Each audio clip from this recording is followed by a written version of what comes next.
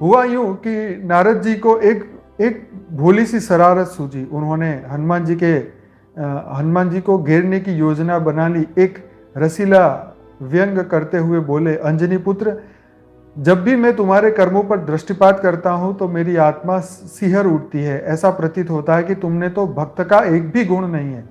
हनुमान जी ने यह सुना तो थोड़े असमंजस में पड़े। मुनिवर, आप महाज्ञानी हैं, जो कहते हैं वो मर्म भेदी होता है, इसलिए मैं आपके मंतव्य को स्पष्ट रूप से समझना चाहता हूं।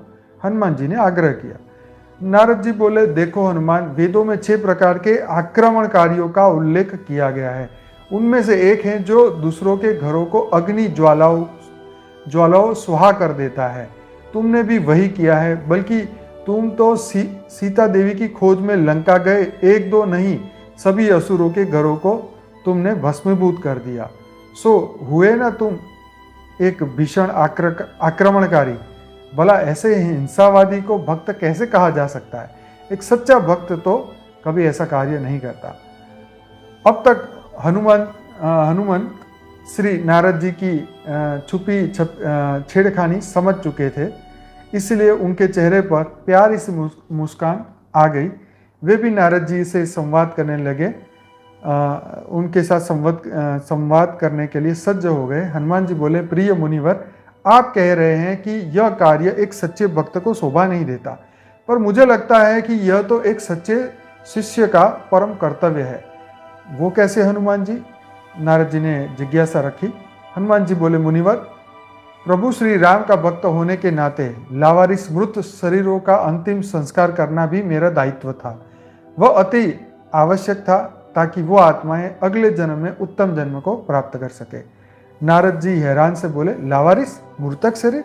लंका में कौन ऐसे मृत शरीर थे? हनुमान जी बोले, जी मुनिवर, मृतक शरीर हमारे ग्रंथों में अंकित है। जिन जीवों में ईश्वर के नाम की सरगम नहीं बसती वे मृत ही है।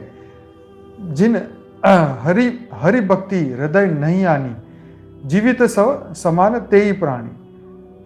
जिनके हृदय में हरि की भक्ति नहीं, जो उसके नाम से वंचित है, वे प्राणी होकर भी निष्प्राण हैं। उनकी गिनती जीवित शवों में होती है। लंका में मैंने ऐसे ही मृतक बहुतायत मैंने देखे, इसलिए मैंने सोचा क्यों न मैं इन सभी शवों का सामूहिक रूप से अंतिम संस्कार कर दूं, सबको अग्निदेव को समर्पित कर दूं। पर हाँ, लंका में एक ऐसा भी स्थान था जहाँ मृतक नहीं, श्री राम का जीवित व जागृत भक्त रहता था। उस जगह पर ईश्वरीय नाम की धुनी, दिव्य धुनी तरंगित थी। नारद मुनि, ऐसा कौन सा स्थान था वहां पे? तो हनुमान जी बोले, विभीषण जी का स्थान। उस स्थान में प्रभु श्री राम की नाम की पावन तरंगे संकृत हो रही थी, इसलिए मैंने उस स्थान को नहीं जलाया और न ही कोई क्षति पहुंचाई।